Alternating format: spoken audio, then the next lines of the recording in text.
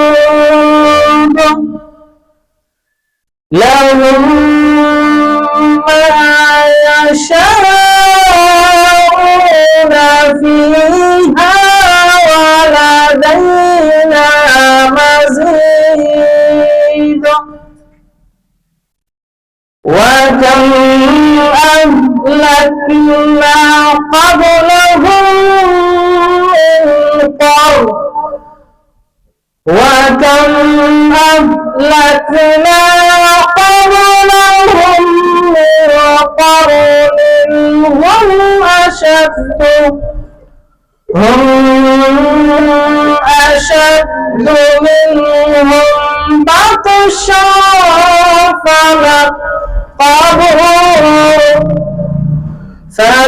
فنقبوا في البلاد هل من محيص.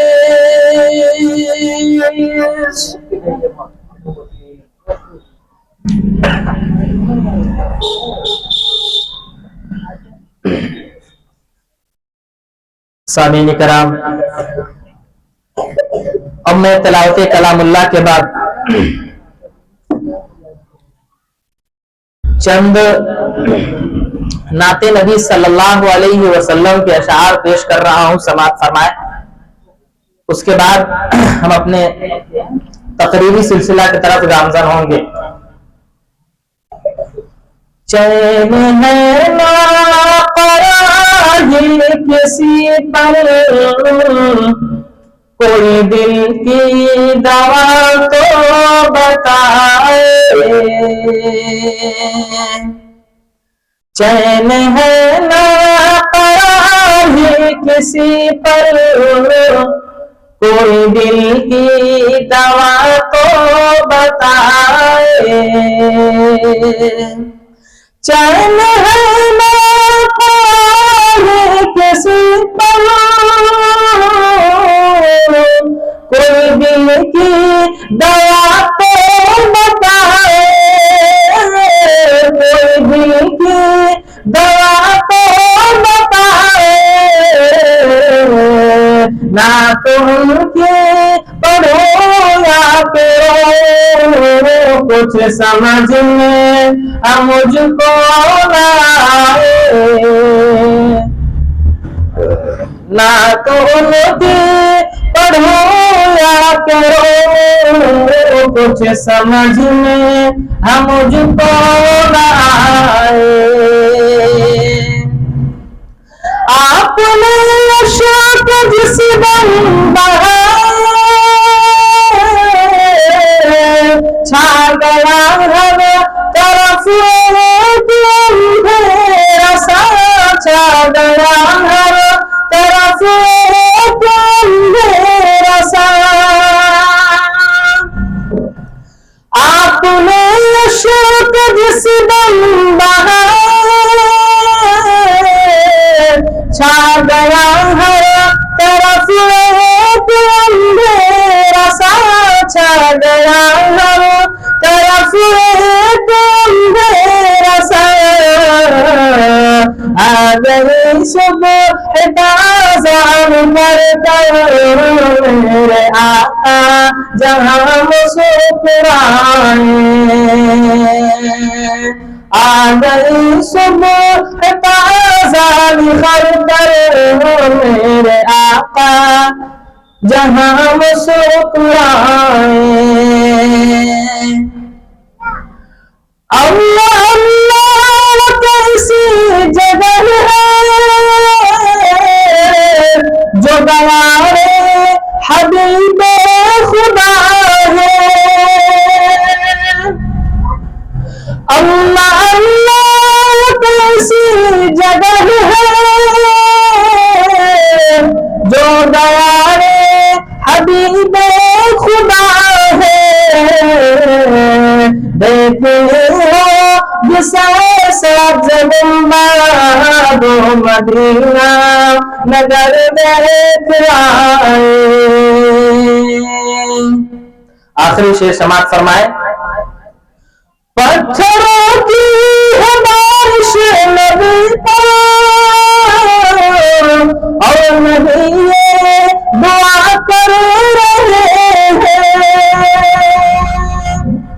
نبی کریم صلی اللہ علیہ وسلم جب طائف کے موقع پر گئے تھے دعوت توحید کو لے کر، تو مکہ کے لوگ، طائف کے جو لوگ تھے، انہوں نے شریر اور بدماش قسم کے لوگوں کو، بچوں کو نبی صلی اللہ علیہ وسلم کے پیچھے لگا دیا، اور وہ سارے کے سارے لوگ اللہ کے نبی کو پتھر مارنے لگے، اور اس پتھر کے لگنے کی وجہ سے سر پھوٹے، پھر جسم کے سے کسی اور حصے سے خون بہا، اور وہ سارا کا سارا خون بن کر نبی کریم صلی اللہ علیہ وسلم کے جوتے میں جم گیا تھا۔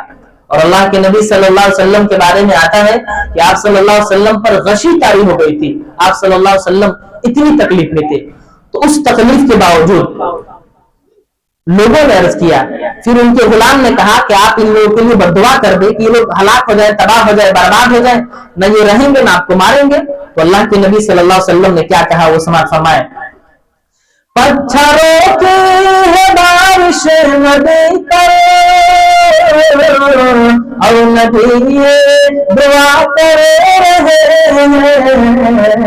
ہیں، بخش دے میرے مولا انہیں تو، بخش دے میرے مولا انہیں تو، یہ ہمیں ہی نہیں جان پائے، بخش دے میرے مولا انہیں تو، یہ ہمیں ہی نہیں جان پائے۔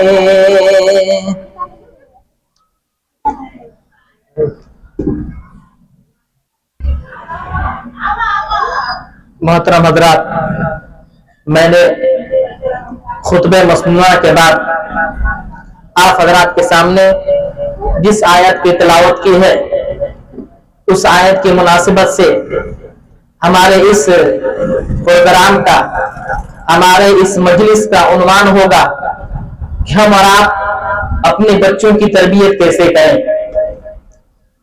قرآن کریم میں اللہ رب العالمین نے ارشاد فرمایا، یا ایھا الذین آمنوا قوا انفسکم واہلیکم نارا وقودها الناس والحجارہ علیہا ملائکۃ غلاظ شداد لا یعصون اللہ ما امرہم وَيَفْعَلُونَ مَا يُؤْمَرُونَ، کہ اے ایمان والو، تم خود اپنے آپ کو اور اپنے گھر والوں کو اس جہنم کی آگ سے بچاؤ جس کا ایندھن انسان اور پتھر ہے۔ پھر آگے اللہ رب العالمین نے کہا کہ علیہا ملائکۃ غلاظ شداد لا یعصون اللہ ما امرہم ویفعلون ما یؤمرون، کہ اس جہنم سے اپنے اولاد کو، اپنے گھر والوں کو، اپنے پڑوسیوں کو، اپنے رشتہ داروں کو، اپنے بچوں کو بچاؤ جس کے اوپر ایسے فرشتے مقرر ہیں، ایسے فرشتے مقرر ہیں جو کہ سخت مزاج کے ہیں، لا یعصون اللہ، اللہ رب العالمین انہیں کسی چیز کا حکم دیتا ہے تو وہ کبھی بھی اللہ رب العالمین کی نافرمانی نہیں کرتے، وَيَفْعَلُونَ مَا يُؤْمَرُونَ، اور وہی کرتے ہیں جو اللہ رب العالمین انہیں حکم دیتا ہے۔ تھوڑی سی اس آیت کی تفسیر جان لیتے ہیں۔ اس آیت کے اندر اللہ رب العالمین امت محمدیہ سے مخاطب ہے، خاص طور پر ان لوگوں سے مخاطب ہے جو لوگ کلمہ طیبہ لا الہ الا اللہ محمد رسول اللہ پڑھ چکے ہیں۔ اللہ رب العالمین کہہ رہا ہے کہ اے لوگوں، جو لوگ مجھ پر اور میرے نبی پر ایمان لا چکے ہو، کیا کرو کہ قوا انفسکم، سب سے پہلی چیز تم خود اپنے آپ کو عذاب جہنم سے بچاؤ۔ جب خود تم بچ سکو اور خود تم بچنے کی کچھ طریقے اختیار کر سکو تو تم ایک اور کام کرو، انفسکم واہلیکم نارا، تم خود کے بعد اپنے گھر والوں کو، اپنے پڑوس کو، اپنے رشتہ داروں کو عذاب جہنم سے بچاؤ۔ تو یہاں پر جو بات کہی گئی ہے، سب سے پہلے اپنے سے شروعات کرنی ہے، اس کے بعد اپنے گھر والوں پر جانا ہے۔ پھر آگے اللہ رب العالمین نے فرمایا کہ وقودها الناس والحجارہ، یہ جو جہنم ہے نا، جس کا ایندھن کون کون ہونے والے ہیں، انسان ہونے والے ہیں اور پتھر ہونے والے ہیں۔ پھر اللہ رب العالمین نے فرمایا کہ ہر جگہ ہوتا ہے نا کہ کسی چیز کی دیکھ ریکھ کرنے والا کوئی ہوتا ہے، تو جہنم کے اندر جب انسان کو ڈالا جائے گا تو تو فرشتوں کو اللہ رب العالمین نے مقرر کر رکھا ہے کہ کوئی انسان ایسا نہیں ہے کہ دنیا کے طرح ہم اور آپ کسی کو گھوس دے دے, پیسہ دے دے تو ہم کو اس چیز سے چھٹکارا دلا دے اور ہم وہاں اس سزا سے کیا ہو جائے, بھاگ نکلے. بلکہ اللہ نے کہا کہ میں نے فرشتوں کو مقرر کر رکھا ہے کہاں, جہنم کے اندر تم کو سزا دینے کے لیے. اور وہ ایسے فرشتے ہیں کہ لا یعصون اللہ, وہ اللہ کی نافرمانی کبھی بھی نہیں کرتے ہیں. ما امرہم, جو کچھ بھی اللہ رب العالمین انہیں حکم دیتا ہے یفعلون, اس کو ویسا ہی کرتے ہیں جیسا کہ اللہ رب العالمین حکم دیتا ہے. تو یہاں پر بالکل واضح طور پر اللہ رب العالمین نے لوگوں کو, خود کو اور اپنے گھر والوں کو عذاب جہنم سے بچانے کی تلقین فرمائی.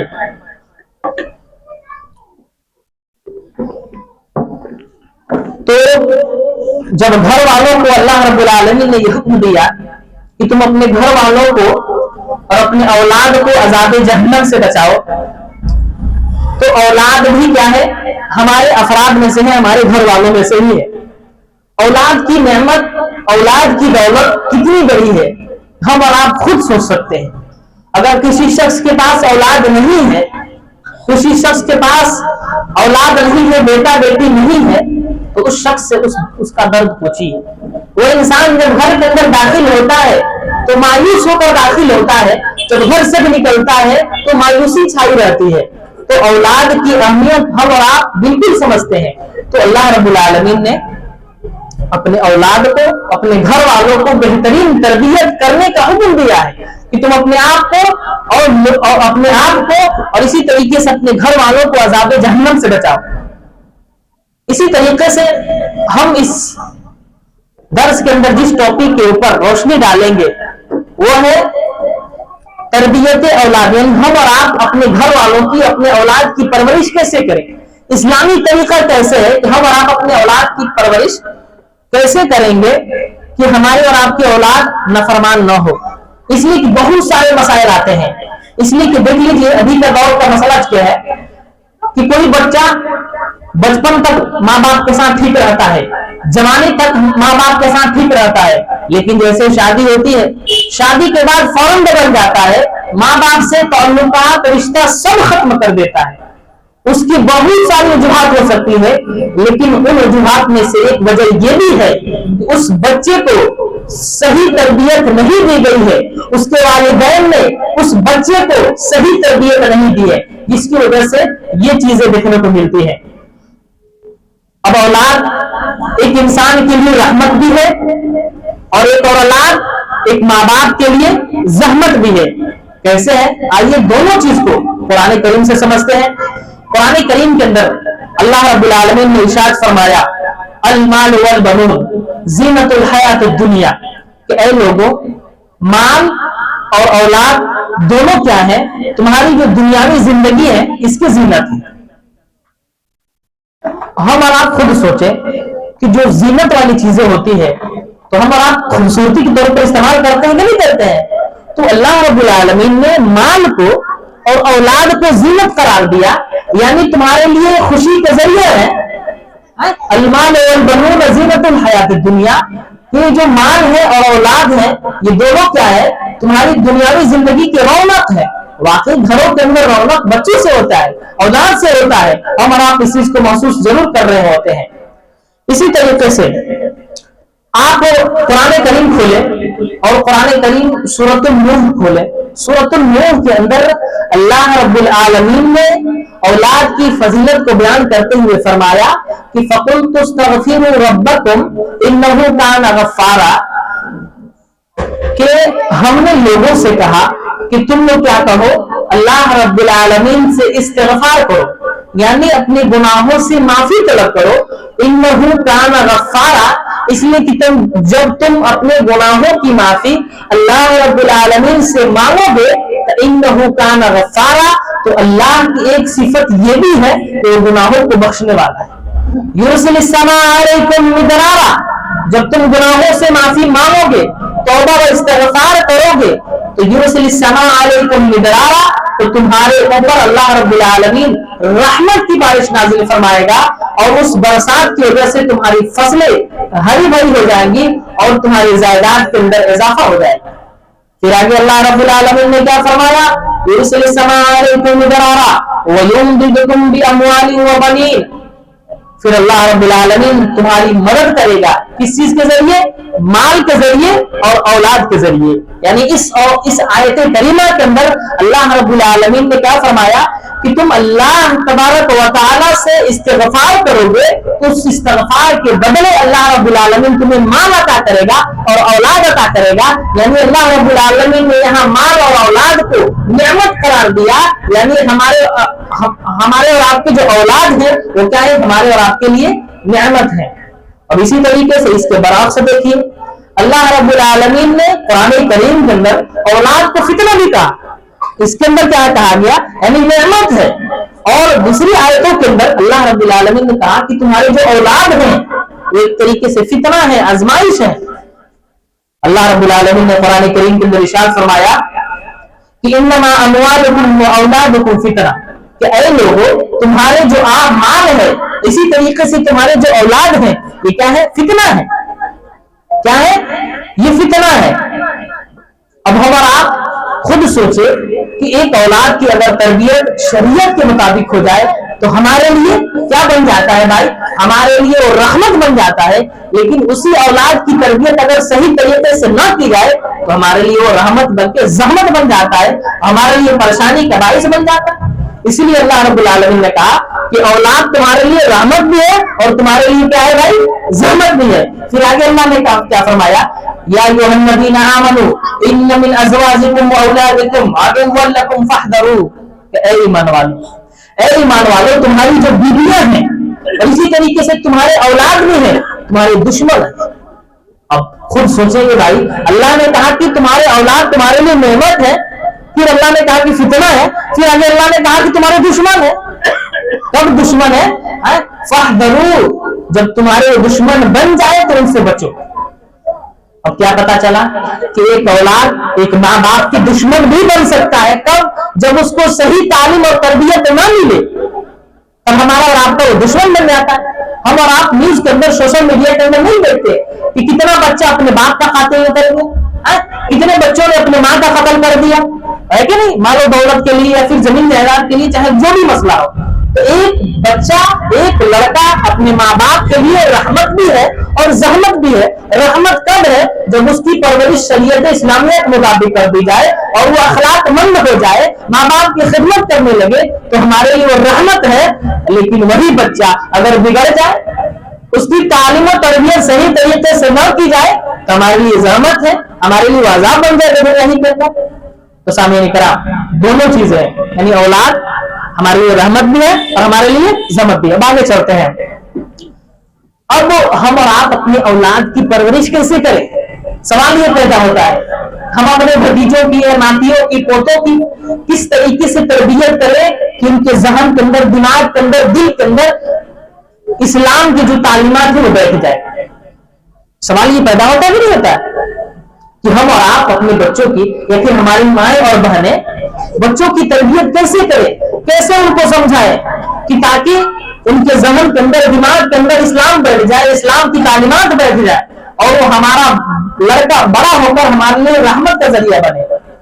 تو اس کے لیے جو ضروری ہے، سب سے پہلی چیز یہ ہے کہ اگر ہمارے اور آپ کے یہاں بچے پیدا ہو، ہمارے اور آپ کے یہاں بچے پیدا ہو رہے ہیں تو سب سے پہلی چیز یہ کی جائے کہ 7ویں دن ان کی طرف سے عقیقہ کیا جائے۔ کیا کیا جائے؟ عقیقہ کیا جائے۔ ہم اور آپ عقیقہ نہیں کرتے۔ ہم اور آپ کیا کرتے ہیں بھائی؟ ہمارے مسلم معاشرے کے اندر کیا ہوتا ہے بھائی؟ چھٹیار ہوتا ہے۔ کیا ہوتا ہے؟ چھٹیار ہوگا، عقیقہ نہیں ہوگا، چھٹیار ہوگا۔ اور چھٹیار میں خرافات بھی ہوگا، طرح طرح کے خرافات، طرح طرح کے پکوان بنیں گے، عورتیں آئیں گی، گیت گائیں گے، اور اس بچے کے ساتھ بھی کیا کیا معاملہ ہوتا ہے ان تمام چیزوں سے ہم اور آپ واقف ہیں۔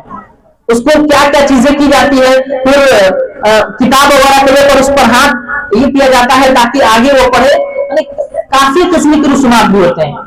اور اس کے اندر خرچ بھی ہوتا ہے. کیا فری میں چھٹیار لوگ کر دیتے ہیں؟ اس میں بھی کتنے لوگ 50-50 ہزار 60-60 ہزار روپے خرچ کر دیتے ہیں. لیکن انہی لوگوں سے کہا جائے کہ آپ اس چھٹیار کے بدلے جب بچہ پیدا ہوا ہے تو 7ویں دن کیا کر دے بھائی؟ عقیقہ کر دیں. اس میں کوئی غرض کی بات ہے؟ نہیں بھائی، بڑی خرچ ہے، پیسہ نہیں ہے ہمارے پاس. آپ کے لیے چھٹیار بنانے کے لیے پیسہ ہے، لیکن وہی جب عقیقہ کی بات آ جاتی ہے تو آپ کے پاس پیسہ نہیں. کس نے کہا آپ کو کہ پورے گاؤں والوں کو عقیقہ میں کھلانا ضروری ہے؟ کس مولوی نے آپ کو فتویٰ دیا؟ یا پھر آپ نے کہاں پڑھا کہ عقیقہ کے موقع پر پورے محلے اور پورے رشتے دار والوں کو بلا کر کھلانا ضروری ہے؟ کسی نے فتویٰ نہیں دیا. آپ نے خود اپنے اوپر اسلام کو مشکل کر رکھا ہے. ضروری ہے کہ پورے رشتے داروں اور پورے پڑوسی اور پورے گاؤں والوں کو عقیقہ کے موقع پر کھلایا جائے؟ کوئی ضروری نہیں. آپ کے پاس 10,000 روپیہ ہے، ہم تو یہ کہہ رہے ہیں آپ کے پاس 5,000 4,000 روپیہ ہے نا، اس کے اندر بھی آپ عقیقہ کر سکتے ہیں. 2,000 2,500 کا 2 خصی خرید سکتے ہیں. آدمی آرام سے 4 سے 5,000 میں 2 نارمل خصی. ایسا اس کے لیے ضروری تھوڑی ہے عقیقہ کے لیے کہ داتا ہونا چاہیے، سال ہونا چاہیے، یہ سب چیزیں نہیں، اس کے لیے شرائط نہیں ہے. دیکھنے میں ٹھیک ٹھاک ہونا چاہیے. اگر لڑکا ہے اس کی طرف سے 2 جانور، چھوٹے جانوروں میں عقیقہ کیا جاتا ہے. 2 چھوٹے جانور کو ذبح کیا جائے. اگر لڑکی ہے تو ویسی صورت میں کیا کیا جائے؟ 1 چھوٹا جانور ذبح کیا جائے. ہمارے یہاں کا ایک اور مسئلہ ہے. مسئلہ کیا ہے بھائی؟ اگر کسی کے یہاں بچہ پیدا ہو گیا، اس کے بعد مالی استطاعت بھی ہے، سب کچھ ہے، لیکن انسان کنجوس ہے. کنجوس کس اعتبار سے ہے بھائی؟ سوچتا کیا ہے کہ ہمارا بیٹا پیدا ہوا ہے، اس کا 2 حصہ ہو گیا، 2-4 مہینے کے بعد میرے فلاں رشتے دار کے یہاں ایک بچہ یا بچی جو بھی پیدا ہو، وہاں سے کچھ کر لیں گے، کس اڑوس پڑوس سے کسی کو لے کر لیں. اسی طریقے سے کر کے وہ آدمی 7 آدمیوں کو اکٹھا کرتا ہے. 2 سال میں اکٹھا ہو، 3 سال میں اکٹھا ہو، 4 سال میں اکٹھا ہو، 7 آدمیوں کی جماعت بنائی جاتی ہے. یا پھر لڑکے ہو تو 3 لڑکے اور 1 لڑکی، یا پھر صرف لڑکیاں ہو تو 7 لڑکیوں کو اکٹھا کر کے ایک گائے خریدا، یا پھر جو بھی ہے بڑے جانور کے اندر عقیقہ کیا جاتا ہے. اور یہ سوچا جاتا ہے کہ یہ جو بڑا جانور ہے یہ 7 آدمی کی طرف سے کفایت کر گیا، یا پھر 3 بچہ اور 1 بچی کی طرف سے کفایت کر گیا. حالانکہ میں آپ کو بتا دوں، بڑے جانوروں میں جو بڑے جانور ہیں ان کے اندر عقیقہ ثابت ہے ہی نہیں.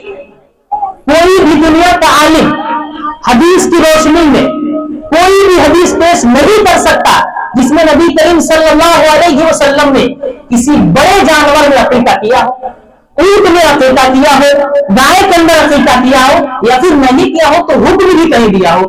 کسی حدیث کی کتاب میں آپ کو نہیں ملنے والا. تو ہم نے اور آپ نے شریعت کو کیا کیا؟ خود اپنے مطابق اس کو فٹ کرنے کی کوشش کیا. اس کی وجہ سے نقصان کیا ہوا؟ ایک تو نبی صلی اللہ علیہ وسلم کی سنت چھٹی جو 7ویں دن کرنا ہے آپ آگے بڑھا کر کر رہے ہیں. دوسرا میں اللہ کے نبی نے بڑے جانوروں میں عقیقہ کرنے کا حکم دیا بھی نہیں ہے، لیکن پھر بھی آپ کر رہے ہیں. یہ مسئلہ ہوتا ہے سامعین کرام. جب ہم اپنے آپ اگر اسلام خود ہم نہیں چلنا چاہتے اسلام کے اوپر، بلکہ اسلام کو اپنے مطابق چلانے کی کوشش کرتے ہیں نا، تو بہت ساری خرافات ایڈ ہو جاتی ہیں. کتنے سارے نقصانات ہوئے. ایک تو تاخیر ہو گئی. اسی طریقے سے ہم اور آپ بڑے جانوروں کے انتظار میں رہتے ہیں.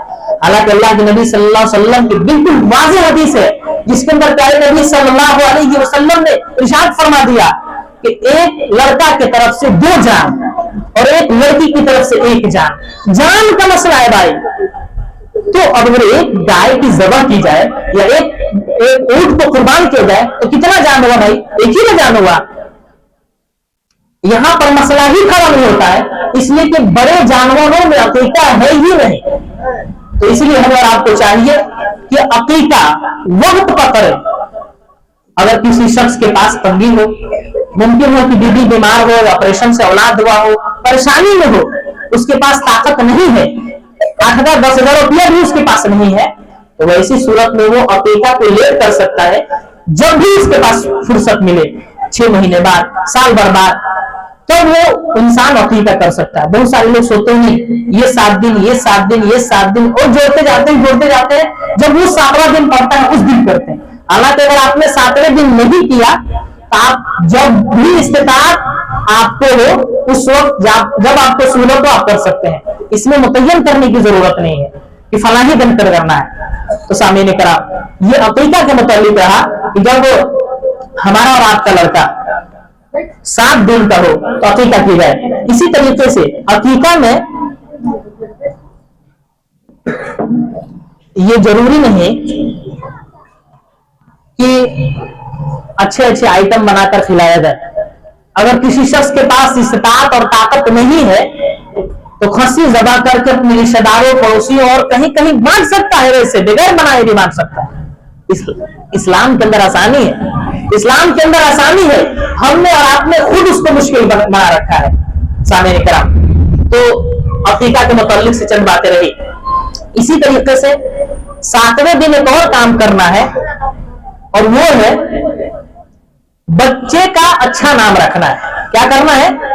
بچے کا ایک اچھا سا نام رکھنا ہے جس کے اندر شرک وغیرہ کی بو نہیں آتی ہو. اسی طریقے سے بچے کا جو نام رکھا جائے گا تو سب سے بہترین نام یہ ہے کہ اللہ رب العالمین کے نام ہے اور نبی کریم صلی اللہ علیہ وسلم کے جو صفاتی نام بتائے گئے ہیں وہ نام ہے. اگر ممکن ہو تو انہی ناموں کو لے کر اس میں عبد ملا دیا جائے, یعنی عبد الرحمن, عبد الرحیم, عبد الغفار, عبد الستار. یہ بہت بہترین نام ہے.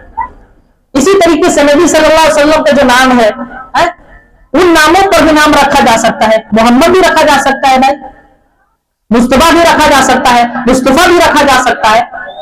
یا پھر اگر آپ وہ نہیں رکھنا چاہتے ہیں تو صحابہ کرام کے نام ہے ان ناموں کو آپ رکھ لیں.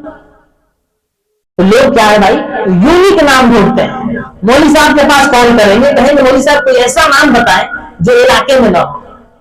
اب اس میں بھی یونیک نام ڈھونڈتے ہیں. ایسا نام بتائیں جو کہ مطلب کسی کا نام ہوں گے تو وہ کہاں سے بتائیں گے بھائی؟ وہ تو قرآن و حدیث کے اندر تو وہ چیزیں ملیں گی نہیں. صحابیات کے نام ہوں گے نہیں, صحابہ کرام کے نام ہوں گے نہیں, تو پھر وہ کہاں سے بتائیں؟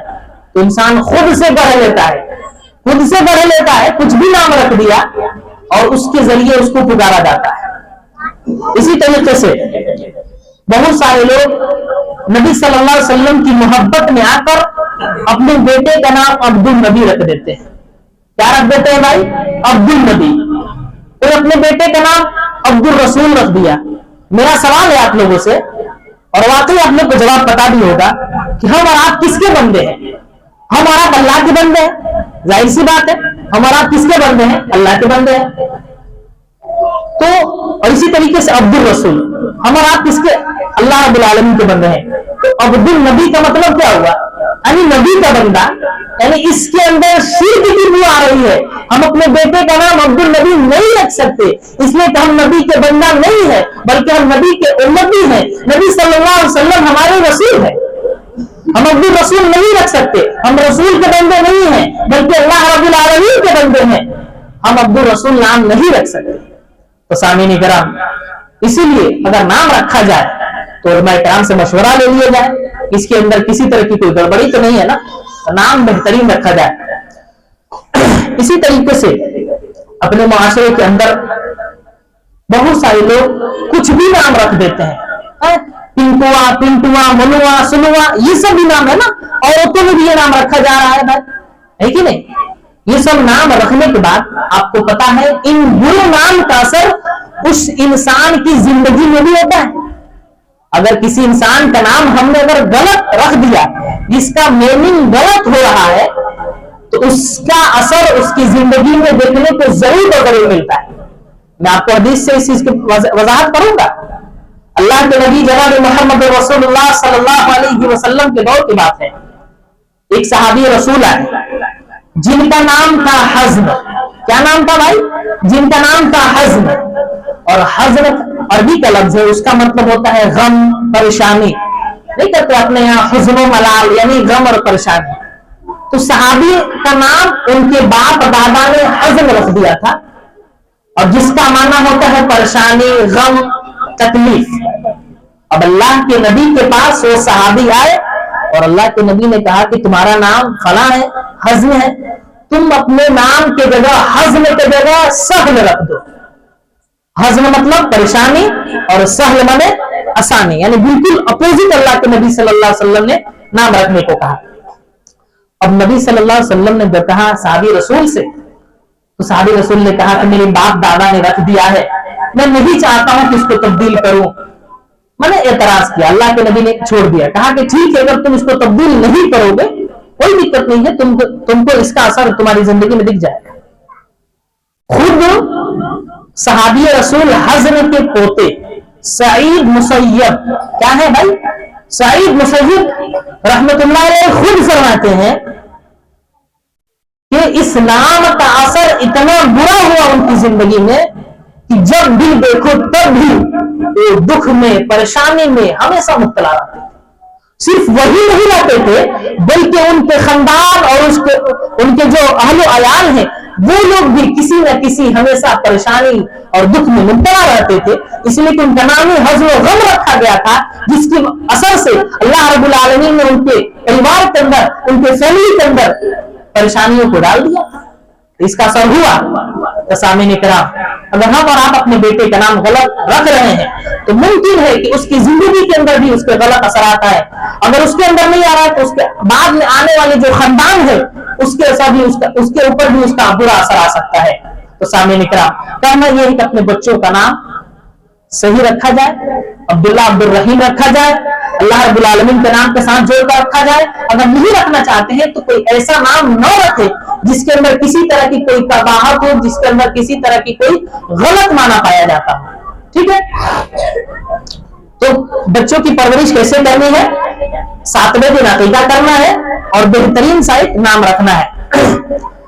इसी तरीके से जब हमारा और आपका बेटा बड़ा हो जाए, कुछ अल्फाज बोलने लायक हो जाए, कुछ कुछ बातें करना शुरू कर दे, तो हमें और आपको पहली चीज क्या सिखानी चाहिए? आजकल की माए, अरे भाई दीनदार रहेगी तब ना भी चीजें सिखाएगी। आजकल की माए क्या सिखाती है भाई, कोई कविता, कोई फला, कोई फिल्मी चीज की, ये सारी चीजें सिखा रही है। लेकिन सही तरीका क्या है कि अपने बच्चों को कलमे तय्यबा यानी ला इलाहा इल्लल्लाह मुहम्मदुर रसूलुल्लाह सल्लल्लाहु अलैहि वसल्लम सिखाए।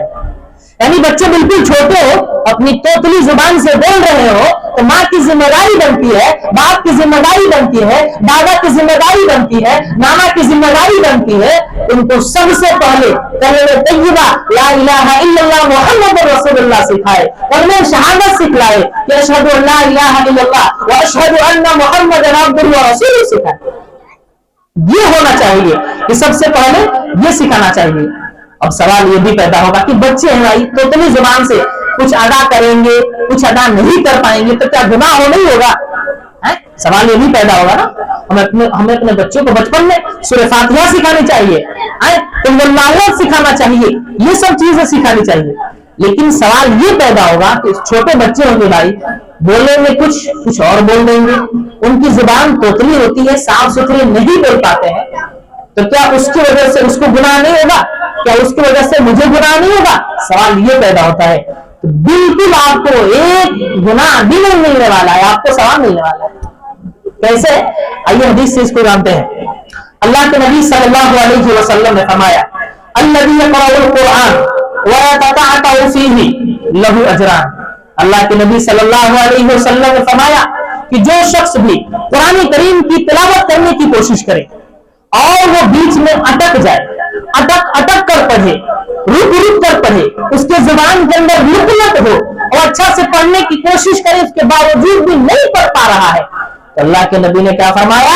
लहू अजरान। एक आम आदमी कुरान करीम सही से पढ़ रहा है, उसको मिसाल के तौर पर 10 नेकी मिल रही है, तो अल्लाह के नबी ने कहा कि जो जिसकी जुबान के अंदर रुकनत हो उसको अल्लाह रब्बुल आलमीन 20 नेकियां देता है, यानी डबल करके अल्लाह रब्बुल आलमीन देता है। तो उसको तो डबल अजर मिल रहा है भाई, और आप सिखा रहे हैं तो आपको भी डबल अजर मिल रहा है।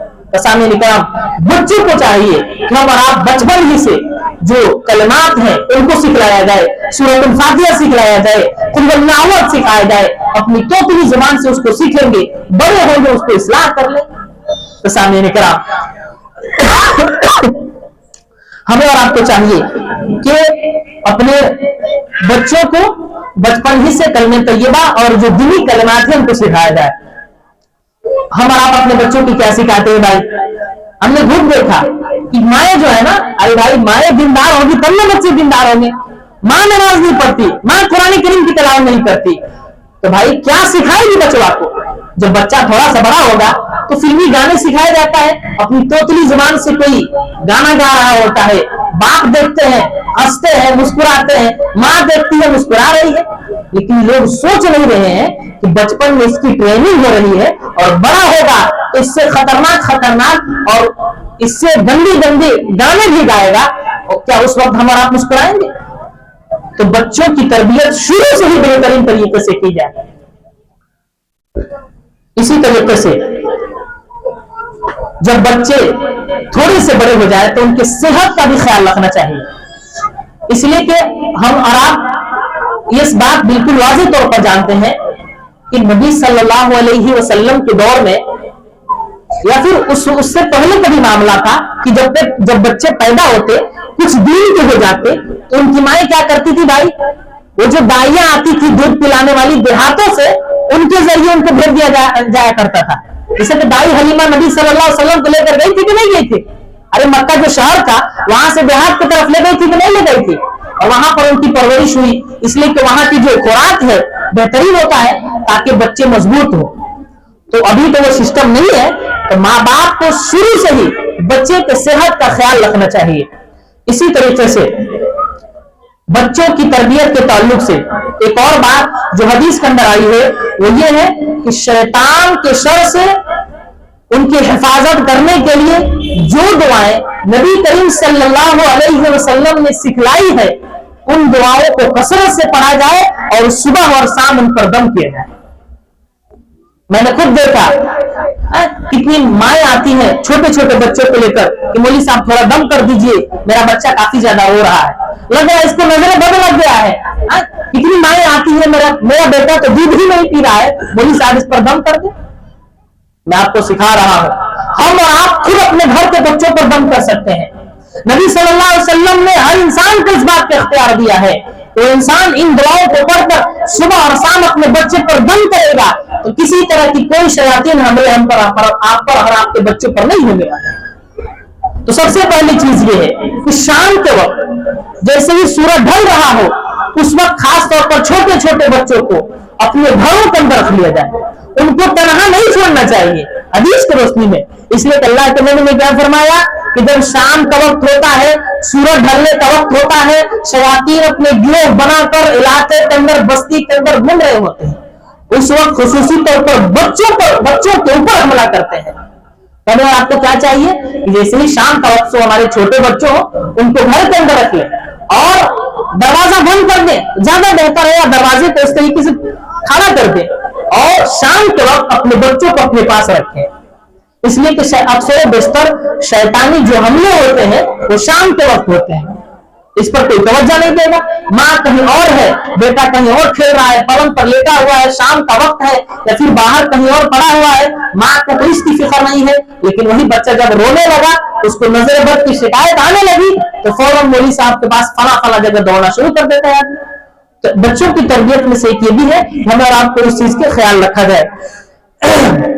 اور سب سے بڑی چیز یہ ہے نا کہ بچے کے خیال رکھنے کے لیے ہمارے اسلام نے شروعات ہی سے اس کی حفاظت کرنے کو کہا ہے۔ ایک انسان کی جب شادی بیاہ ہوتی ہے، ایک شوہر اپنی بیوی سے جب ملتا ہے اور مستری کرتا ہے، اس وقت بھی اللہ رب العالمین نے دعا سکھلایا ہے کہ اس دعا کو پڑھ کر اپنے بیوی سے ہم مستری کرو تاکہ جو بچہ ٹھہرے تو ٹھہرنے کے بعد شیطان کے حملوں سے وہ محفوظ رہے۔ اس لیے اگر کوئی شخص اس دعا کو نہیں پڑھتا اور اپنے بیوی سے ہم مستری کرے، اولاد ٹھہر جائے، تو ممکن ہے کہ اس اولاد کے اوپر اسی وقت سے شیطانی حملہ شروع ہو جاتا ہے اور شیطان اپنا کارروائی وہیں سے شروع کر دیتا ہے۔ اس لیے تو اللہ کے نبی صلی اللہ علیہ وسلم نے دعا سکھلائی، اور اللہ کے نبی نے کیا دعا سکھلائی کہ بسم اللہ اللہم جنب الشیطان وجنب الشیطان ما رزقتنا۔ کہ شادی شدہ جوڑوں کو یاد رکھنا چاہیے کہ جب بھی میاں بیوی ملے دونوں پڑھنا چاہے تو دونوں پڑھ لے، کم سے کم ایک آدمی ملنے سے پہلے پڑھ لے، تاکہ شیطان جو ہے نا اس کے چوکے سے، شیطان کے جو چال سے ہم اپنے بچے کی حفاظت کر سکے۔ اس کا ترجمہ کیا ہے کہ بسم اللہ، یعنی یہ جو کام کر رہا ہوں اللہ رب العالمین کے نام سے شروع کر رہا ہوں۔ اللہم جنبنا الشیطان، یہ اللہ رب العالمین یہ جو تم نے اولاد ہمیں دینے والا ہے اس کو کیا شیطان سے اس کی حفاظت فرما، वजन्निब शैतान मा रज़क़तना, इसी तरीके से शैतान के चोटों से भी इसकी हिफाजत फरमा, और जो कुछ तूने इसके लिए रिस्क दे रखा है उसको मुकम्मल अता फरमा। यानी अल्लाह रब्बुल आलमीन से हम उसी वक्त जब अपने बच्चों की तरबियत के लिए दुआ कर रहे हैं, बच्चों के खैर के लिए दुआ कर रहे हैं, तो अल्लाह रब्बुल आलमीन वहीं से हमारे बच्चे की हिफाजत शुरू कर देता है। तो सामीन इकराम, इसी तरीके से अगर बच्चे थोड़े से बड़े हो जाए, इसी तरीके से बच्चे चाहे छोटे हो, 6 महीने के हो, साल भर के हो, तो उनकी वालिदा को और वालिद को भी चाहिए कि सुबह और शाम इस दुआ को जब भी मैं पढ़ने वाला हूं कंटिन्यू उन पर दम करे, सुबह भी और शाम भी। इसका फायदा क्या होगा? शैतान के चोटे से वो हमेशा हमेशा महफूज रहेगा। क्या होगा? शैतान से उस बच्चे की हिफाजत होगी। अल्लाह के नबी सल्लल्लाहु अलैहि वसल्लम की जो नवासे थे हजरत हसन और हुसैन, उनको खुद नबी करीम सल्लल्लाहु अलैहि वसल्लम इस दुआ को पढ़ के दम किया करते थे, और इस दम की वजह से शैतान की चोटों से, शैतान के हमलों से हजरत हसन और हजरत हुसैन महफूज रहा करते थे। तो नबी सल्लल्लाहु अलैहि वसल्लम अपने घर के बच्चों को इस दुआ को पढ़ के दम किया करते थे, हम और आप क्यों नहीं कर सकते भाई? जब नबी करीम सल्लल्लाहु अलैहि वसल्लम के लिए दुआ फायदेमंद साबित होती थी, तो हमारे और आपके लिए दुआ फायदेमंद साबित क्यों नहीं होगी भाई? हमें और आपको चाहिए खुद इस दुआ को याद करें और अपने घर वालों को भी सिखाएं। दुआ क्या है? औज़ु बिल्लाह, औज़ु बिकलिमातिल्लाहि ताम्मा मिन कुल्लि शैतानिन व हाम्मा व मिन कुल्लि ऐनिन लाम्मा। इस दुआ को पढ़े और अपने बच्चे के ऊपर दम कर दे। अगर ज्यादा है तो सूरह फातिहा पढ़ के उसके अंदर और ऐड कर दे, या कुल औज़ु बिरब्बिल फलक और कुल औज़ु बिरब्बिन नास, जिसको मुअव्वज़तैन कहते हैं, इसको भी इसके अंदर ऐड कर दे। उसके बाद उसके ऊपर दम कर दे। दुनिया के से बड़ा शैतान या बड़ा से बड़ा जादूगर भी उसके ऊपर हमला करना चाहेगा, वल्लाही वो हमला नहीं कर सकता। लेकिन हमें और आपको ये चीजें थोड़ी ना है भाई, हमारे पास तो टाइम नहीं है, हमारी माँ और बहनों के पास टाइम नहीं है। तो सामीन इकराम, इसका तर्जमा क्या है कि औज़ु बिकलिमातिल्लाहि ताम्मा, यानी अल्लाह रब्बुल आलमीन की जो कलिमात हैं उन तमाम के तमाम कलिमात के जरिए मैं शैतान मरदूस से पनाह तलब करता हूँ। मिन कुल्लि शैतानिन व हाम्मा, हर किस्म के शयातीन से, अपने बच्चे जो हमारा जो सामने वाला है, बच्चा है या फिर जवान है, उसकी हिफाजत के लिए। वो मिन कुल्लि ऐनिन लाम्मा, और हर उस आंख से जो इसको नजर बद लगाने वाली। अरे भाई, लोगों में भी होते हैं कुछ लोग जो नजर बद, जिनकी निगाहें सही नहीं होती है, मुमकिन है ऐसा। इंसानों की भी नजरें इंसानों की लगती है, और मुमकिन है एक वालिदा की भी नजर उसके बेटे को लग सकती है। इसलिए कि अगर उसका बेटा अगर कभी खूबसूरत दिखे तो वालिदा को भी यह हुक्म दिया है कि माशाअल्लाह कहे। इसी तरीके से बाप भी जब अपने बेटे को खूबसूरती की हालत में देखे तो माशाअल्लाह कहे, ताकि वो आपकी नजर कहीं उसे न लग जाए। तो सामने क्या, नजरें बद ये हक है, लोगों की नजरें लगती है, इसलिए इन दुआओं का पासो लिहाज रखें। इसी तरीके से औलाद की तरबियत के मुताल्लिक जो बातें कुरान और हदीस के अंदर वारिद है, उनमें से एक ये भी है कि हमारे औलाद जब बच्चे हमारे जब तरबियत पाते पाते 7 साल के आसपास पहुंच जाए, अगर उससे पहले भी अगर माँ बाप या चचा वगैरह जो भी है उनको मस्जिद ले जा रहे हैं, नमाज सिखा रहे हैं, तो अच्छी बात है। लेकिन जैसे ही 7 साल के हो गए, अब 7 साल की कैद शरीयत ने इसलिए लगाया है कि अक्सर बेशतर देखा जाता है कि 7 साल की उम्र में बच्चों के अंदर अपने पेशाब पखाने से लेकर, इसी तरीके से अपने हाजात से लेकर कुछ बहुत सूझबूझ आ ही जाता है। तो अल्लाह के नबी ने क्या फरमाया कि मुरू औलादकुम बिस्सलाह व हुम अबनाउ सब'i सिनीन, कि तुम अपने औलाद को जब वो 7 साल के हो गए तो नमाज का हुक्म दो। हम और आप खुद सोचे कि खुद बाप ही नमाज नहीं पढ़ता या माँ ही नमाज नहीं पढ़ती, तो बेटा 7 साल का हो जाएगा तो नमाज का हुक्म कैसे देगा भाई? उसके पास भी बोलने के लिए अल्फाज होना चाहिए ना कि बेटा नमाज पढ़। जब खुद वो नमाज नहीं पढ़ता तो बेटे को किस मुंह से कहेगा भाई? इसलिए बाप को चाहिए, दादा को चाहिए खुद वो नमाज शुरू करें। हमने शुरू में कुरान की आयत तिलावत की थी ना, तो तुम अनफुसकुम व अहलीकुम नारा, कि तुम खुद अपने आप को फिर घर वाले को। तो सबसे पहले खुद को उस अमल के अंदर लाना है, उसके बाद अपने घर वाले को उसके तरफ उभारना है। तो क्या करना है? तो जब हमारा बच्चा 7 साल का हो जाए तो उसको नमाज का हुक्म देना है। لیکن کبھی چھوڑے کبھی پڑھے, 3 سال تک اس کو ایسے ہی عادت لگاتے جانا ہے, لیکن معاملہ کیا ہو جائے, 10 سال کا ہو گیا نماز نہیں پڑھ رہا ہے, 10 سال کا ہو گیا نمازوں کو چھوڑ کر پڑھ رہا ہے, تو اللہ کے نبی نے فرمایا وَضْرِبُوهُمْ عَلَيْهَا وَهُمْ أَبْنَاءُ 10 سِنِينَ, اس کو مارو جب تمہارے بچے 10 سال کے ہو جائے, ان کو نماز کے لیے مارو.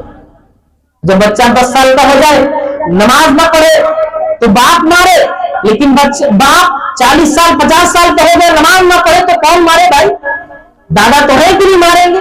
تو سامعین کرام, ہماری اور آپ کی ذمہ داری بنتی ہے کہ خود ہم اپنے اندر نماز کا جذبہ پیدا کریں, نمازوں کو پابندی کے ساتھ پڑھیں, ہماری اور مائیں اور بہنیں خود نماز پڑھیں, اپنی جو بچیاں ہیں بچے ہیں جب وہ اس لائق ہو جائے تو ان کو نماز کی تعلیم دے, نماز کے بارے میں بتلائیں, نماز کو سکھلائیں. سامعین کرام, اسی طریقے سے بچوں کی تربیت کے متعلق ایک اور بات جو شریعت کے اندر علماء کرام نے سلف صالحین نے اس چیز کو جگہ دیا ہے, وہ یہ ہے کہ بچوں کو ہدیہ اور گفٹ دیا جائے. کیا دیا جائے؟ بچوں کو دین کی طرف ابھارنے کے لیے ہدیہ اور گفٹ دیا جائے. مثال کے طور پر اگر کوئی بچہ جیسے نماز پڑھ رہا ہے, بولے کہ بیٹا اگر تم نماز کنٹینیو پڑھتے رہے نا, اگر 5 وقت کی نماز تم 1 مہینے پڑھ لو گے نا, تو میں فلاں جگہ تمہیں گھماؤں گا, یا پھر فلاں جگہ مارکیٹنگ کراؤں گا, یا پھر فلاں چیز خرید کے دوں گا. تو بچہ اس جذبے سے کیا ہوگا, نماز کی طرف آ جائے گا, اور ممکن ہے کہ اس لالچ میں پڑھ رہا ہے, لیکن جب سمجھ میں آ جائے گی تو تمام کی تمام عبادتیں اللہ رب العالمین کے لیے کرنا, تو صرف عادت لگانے کے لیے کہا جا رہا ہے. اسی طریقے سے بچوں کو ہدیہ اور گفٹ دیا جائے. ایک ابراہیم بن ادہم, ان کو کون نہیں جانتا, بڑے پائے کے محدث ہے, ان کی زندگی کو پڑھیں, انہوں نے حدیثوں کو حصول کے لیے کئی کلو میٹر کا سفر طے کیا. ابراہیم بن ادہم وہ محدث ہے, ان کے بارے میں آتا ہے, وہ خود کہتے ہیں کہ جب میں چھوٹا تھا تو میرے جو والد تھے, ان کے والد بھی بڑے نیک تھے, میرے والد تھے جب میں چھوٹا تھا, جب سوجھ بوجھ آ گئی, حدیثوں کو سننے سمجھنے کی قوت میرے اندر آ گئی, تو میرے والد نے کیا کہا کہ میرے بیٹے تم جتنی حدیثیں مجھے سناؤ گے اتنا درہم میں تمہیں دوں گا. کیا کروں گا؟ تم جتنی حدیثیں مجھے سناؤ گے اتنا درہم میں تمہیں دوں گا. ابراہیم بن ادہم چھوٹے سے ہی جہاں حدیث کا درس ہوتا فوراً پہنچ جاتے, جہاں قرآن کا درس ہوتا فوراً پہنچ جاتے, اور آتے اور اپنے والد کو سناتے اور کہتے ابو جان میں نے سنا دیا, درہم نکالیے. بچے بھی بھائی کہتے آپ درہم نکالیے, ہمارا تو کام ہو گیا, میں نے تو حدیث سنا دیا. پھر کہیں مجلس قائم ہوتی, وہاں جاتے اور آتے حدیث سن کر, اور اپنے والد سے کہتے کہ ابو جان یہ حدیث میں نے سنی ہے, حدیث سناتے اور کہتے ہیں کہ 1 درہم لائیں. اب یہی معاملہ ان کے ساتھ چلتا گیا. جب بڑے ہوئے تو دین کو لے کر اتنے جذباتی ہو گئے, کیونکہ اس وقت کے اتنے بڑے محدث بن گئے کہ ان کے مقابلے میں اس علاقے کے اندر کوئی اتنا بڑا محدث نہیں تھا جن کا نام ہم لینے پر مجبور رہے ہیں, کہ جن کو محدثین کے نام میں ان کو شمار کیا گیا ہے. یہ باپ کی پرورش کا ثمرہ دیکھا نا, پھل ہم نے دیکھا نا کہ باپ نے ہدیہ اور گفٹ سے اس کی شروعات کی تھی, لیکن جب بچہ بڑا ہوا تو کیا ہوا, اس ہدیے کی وجہ سے, اس گفٹ کی وجہ سے اس کی زندگی تبدیل ہو گئی. تو سامعین کرام, ہمارا اور آپ کا بیٹا بھی اگر کچھ چیزوں میں دنیاوی تعلیمات اگر ہم دے رہے ہیں تو اس میں بھی اس چیز کو فٹ کر سکتے ہیں نا, کہ بیٹا اگر تم اتنا نمبر لا دیے, چاہے اتنا اس میں محنت کر دیے, تو میں تمہیں یہ گفٹ دینے والا ہوں. یہ شرعی, اس میں کوئی ایسا نہیں کہ کوئی قباحت ہے, بالکل یہ درست اور جائز ہے, اور اس کی وجہ سے ہوتا ہے کہ بچے تھوڑا دھیان سے پڑھتے ہیں. تو سامنے کرام, بچوں کی تربیت کے تعلق سے یہ بات تھی کہ بچوں کو ہدیہ اور گفٹ اور تحفہ دیا جائے اور ان کو آگے کی طرف ابھارا جائے. اسی طریقے سے ایک اور بات یہ ہے کہ بچوں کو شروعات میں کم سے کم اسلامی تعلیم, قرآن و حدیث کی اتنی تعلیم ضرور دی جائے جن تعلیمات کو حاصل کر کے وہ غلط اور صحیح میں تمیز کر سکے, اپنے اللہ کو پہچان سکے, محمد رسول اللہ صلی اللہ علیہ وسلم کو پہچان سکے, قرآن کریم کو صحیح طریقے سے پڑھ سکے. یعنی اتنا ضرور اس کو تعلیم دیا جائے. اگر آپ کیا کرتے ہیں بھائی, دیکھ کر صرف ناظرہ جان گیا, دوسری تک اردو پڑھ لیا, ہم یہ سوچتے ہیں کہ میرا بیٹا تو پورا دین جان گیا, پورا دین جان گیا ہے, اس کو سورۃ الفاتحہ کا ترجمہ کچھ دیا جائے گا, نہیں آئے گا. اس سے کہہ دیا جائے کہ تم لا الہ الا اللہ محمد رسول اللہ پڑھے ہو, اس کا ترجمہ صحیح سے بتا دو, نہیں بتا پائے گا. تو सामने इकराम अपने बच्चों को दुनियावी तालीम दे, इससे मैं नहीं रोकता, हमारे उलमा नहीं रोकते, लेकिन शुरू में बुनियादी इस्लाम की जो तालीमात है उनसे रोशनास कराए, उनके बारे में जरूर बतलवाए, ताकि जो अकायद हैं अल्लाह के नबी को पहचान सके, अल्लाह रब्बुल आलमीन को पहचान सके। इसी तरीके से आजकल हम लोगों का मामला क्या है भाई, आजकल हम अपने बेटे के ईमान की फिक्र नहीं करते। अगर कहीं अच्छा स्कूल देखते हैं, लगता है कि उसमें पढ़ाई हो रही है, फौरन उसके अंदर डाल देते हैं, लेकिन हम उसके बारे में ये नहीं देखते कि उस स्कूल के अंदर हमारे बच्चे के ईमान से भी खेला जा रहा है। कई सारे स्कूल हैं जहां पर जबरदस्ती डांस करने पर मजबूर किया जाता है कि डांस करना पड़ेगा, गाना सुनना पड़ेगा। इसी तरीके से प्रेयर जो कराया जाता है उसके अंदर शिरकिया अल्फाज भी अदा करवाए जाते हैं और बच्चे मजबूर होते हैं उसको अदा करते हैं। बहुत सारे स्कूल ऐसे हैं जहां पर इस तरीके से सिखाया जाता है, यानी प्रार्थना ऐसे करना है, यानी बचपन से उसकी तरबियत कैसे हो रही है भाई, जब बड़ा होगा तो सोचेगा भाई इस तरह भी कर सकते हैं, इस तरह भी कर सकते हैं, इसमें क्या हो रहा है भाई, यानी गौरव को तरीकों अपना लेगा और उसके अंदर गलत और सही की तमीज नहीं आएगी। इसलिए हम और आप स्कूल के अंदर डालते हैं, कोई दिक्कत नहीं है, लेकिन कम से कम अपने बच्चे का ईमान का अकीदा का फासुल याद रखें। कहीं ऐसा ना हो कि उसी के अंदर ढल जाए और जब घर आए आप बताकर थक जाएंगे, कहेगा नहीं अरे अब्बा आप कैसी बात कर रहे हैं, दुनिया कहाँ चली गई, अरे मैंने देखा कि कितने मुसलमान बच्चे हैं वैसे करते हैं वैसे करते हैं, सिर्फ आप ही को ईमान की फिक्र है, तरह तरह की बातें कहेगा। इसलिए हमें और आपको ईमान की, बच्चों के ईमान की फिक्र करनी है और जो तालीमात आप देना चाहे, डॉक्टर बनाए, हमारे लिए खुशी की बात है हमारे मुस्लिम कौम के बच्चे डॉक्टर बने, हमारे लिए खुशी की बात है हमारे मुस्लिम कौम के बच्चे इंजीनियर बने। लेकिन बहुत सारे लोग हैं, लोग कहते हैं कि खाली दीन दीन दीन। मेरा सवाल आप लोगों से है, अरे भाई आज अभी के दौर में खुद देख लिया जाए 3 से 4% बच्चे ही मदरसे के अंदर पढ़ते हैं मुसलमानों के, बाकी 95% 96% कहाँ जा रहे भाई, सारे तो स्कूल में है ना। तो उसको लेकर आप मदारिस के बच्चों को दोष नहीं दे सकते। आप खुद अपने गांव के अंदर देख लें, कितने बच्चे होंगे जो मदारिस के अंदर तालीम हासिल कर रहे होंगे भाई, कितने लोग होंगे, मुश्किल से 5 से 10 जो कंटिन्यू पढ़ रहे हैं, आलिम फाजिल की पढ़ाई कर रहे हैं। तो लोग कहते हैं कि नहीं, मौलाना लोग खाली कहते हैं कि आप दीन दीन, तो भाई दीन की तरफ कितने लोग हैं भाई, कितने लोग हैं जो दीन पर गामजा है, तो सामने नहीं करा। इसलिए हमें और आपको चाहिए कि हम और आप अपने बच्चों को इस्लामी तालीम, जो बुनियादी तालीम है उसको दें, उसके बाद हम और आप जो भी तालीमात देना चाहते हैं दे सकते हैं। इसी तरीके से जब हमारे बच्चे उस उम्र को पहुंच जाए कि निकाह की जाए, एक वालिद की जिम्मेदारी बनती है कि वक्त पर उनका निकाह कर दे। क्या कर दे भाई, वक्त पर उनका निकाह कर दे। इसलिए कि वक्त पर अगर हम और आप अपने बच्चों का निकाह नहीं करते हैं तो फितना में पड़ेगा और हम और आप बिल्कुल अपने कानों से अरे एक दिन ना छोड़ के दूसरे दिन तो जरूर सुनते हैं कि फलानवा का साथ अफेयर है, सुनते हैं कि फलानवा का बेटा फलानवा की बेटी से बात करता है। तो क्या गारंटी है कि आपका भी बेटा किसकी बेटी से बात कर रहा हो, आपकी भी बेटियां किसी के बेटवा से बात कर रही हो, मुमकिन है कि नहीं है। तो हम दूसरों के बारे में सुन रहे हैं तो क्या हमारी और आपकी आंखें नहीं खुल रही है? जब हमारे ऊपर आएगा या फिर हम जानेंगे तभी जाकर हमारी आंखें खुलेंगी। इसलिए जब वक्त हो जाए तो बच्चे को निकाह कर दिया जाए, बाकी रुखसती का मामला है बाद में भी हो सकता है। इसी तरीके से या फिर बच्चा जब तालीम हासिल कर लेगा उस वक्त रिस्क कमाएगा और आपका मामला वही है, लेकिन निकाह तो कर लेंगे ना, अपने निकाहों की अपनी शर्मगाह की हिफाजत तो कर लेगा कम से कम। इसी तरीके से जो बच्चों की तरबियत के मुताल्लिक जो बातें की जाती है, बच्चों के साथ नरमी किया जाए। क्या किया जाए? बच्चों के साथ नरमी किया जाए। आजकल के माँ बाप क्या है भाई, छोटे माओ को मैंने देखा कि औरतें भी बड़ी गुस्सेली है भाई। अगर बच्चा को दूध पिला रही है थोड़ा सा गिला दिया, अगर मान लीजिए हाथ मार दिया, बच्चा है भाई 6 महीने का या 8 महीने का 10 महीने का, उसको क्या तमीज है? अगर दवा पिला रही है मार दिया, दवा गिर गया इधर, तो उस गुस्से में माँ अपना पूरा गुस्सा उस बच्चे पर निकाल लेती है, जो भी मिल जाए जितना तेज मार सकती है मार देती है और बाद में प्यार करती है। भाई नरमी किया जाए बच्चों के साथ, क्या मिला आखिर? तो बच्चा समझदार है उस लायक कि आपकी हर चीजों को समझ सके है? तो बच्चों के साथ नरमी किया जाए।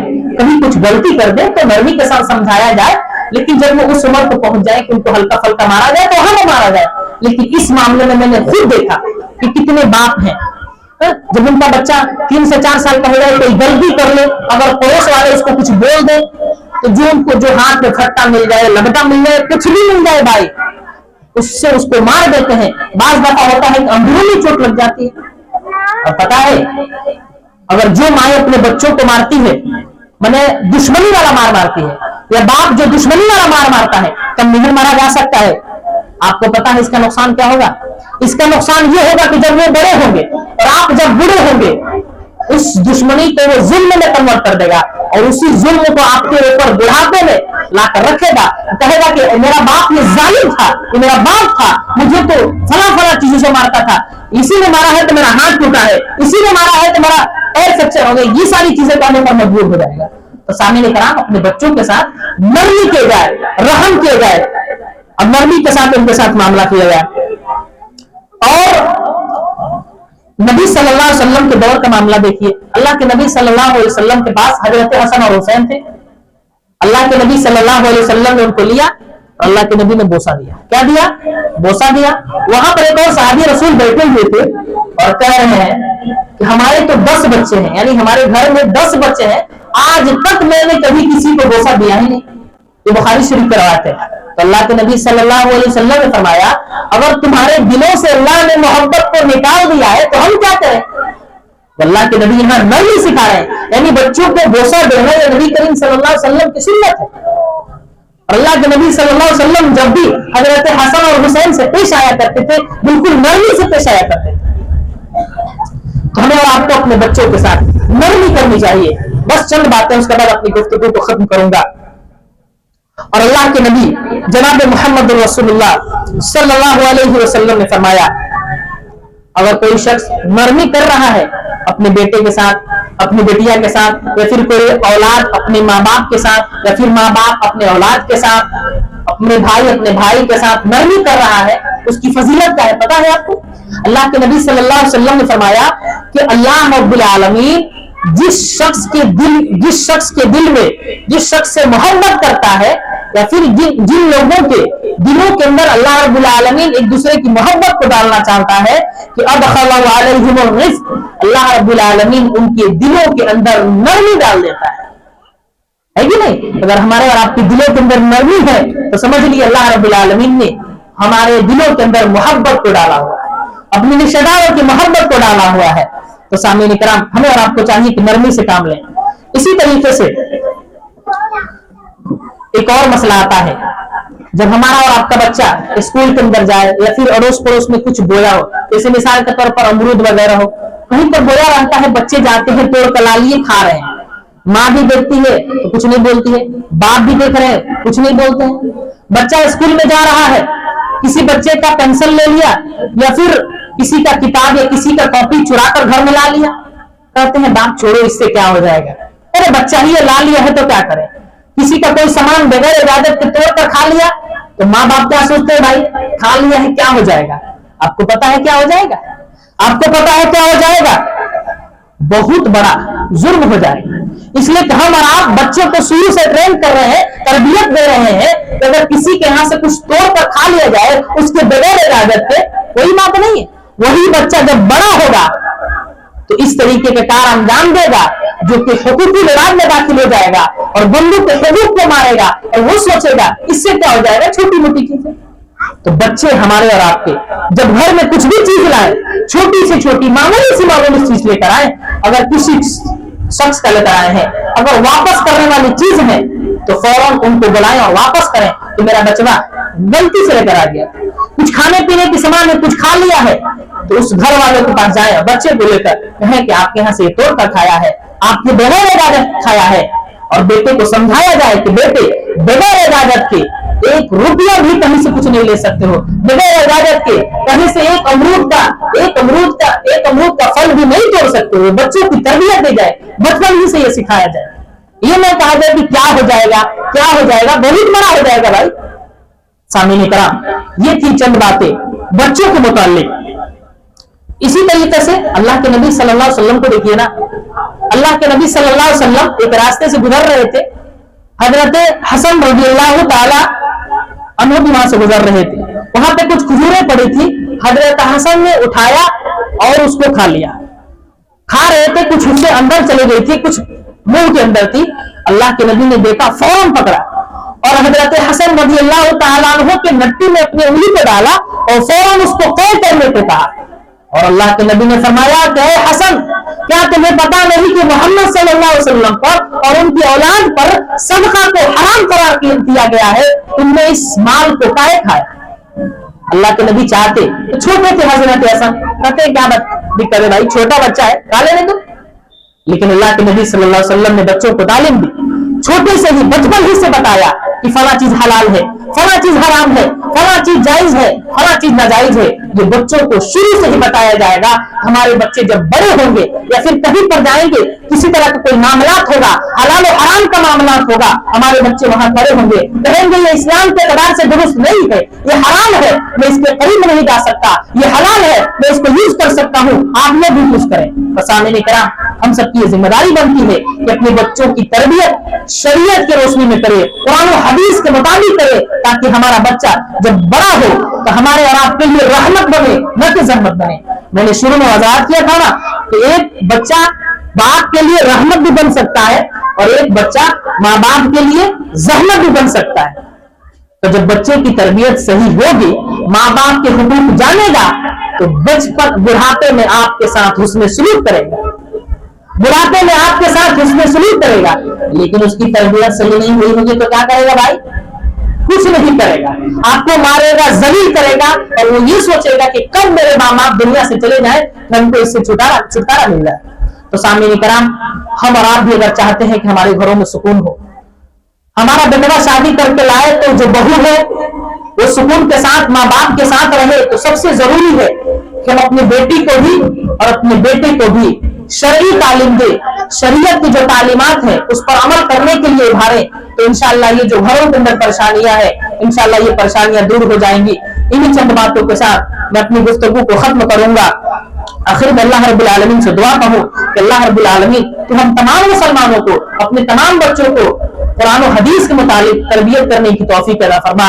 اللہ رب العالمین ہم جب تک زندہ رہے ہمیں ایمان پر, اسلام پر زندہ رکھ, اور جب ہمارا خاتمہ ہو تو ایمان پر ہو. آمین. وآخر دعوانا الحمدللہ رب العالمین. السلام علیکم ورحمۃ اللہ وبرکاتہ.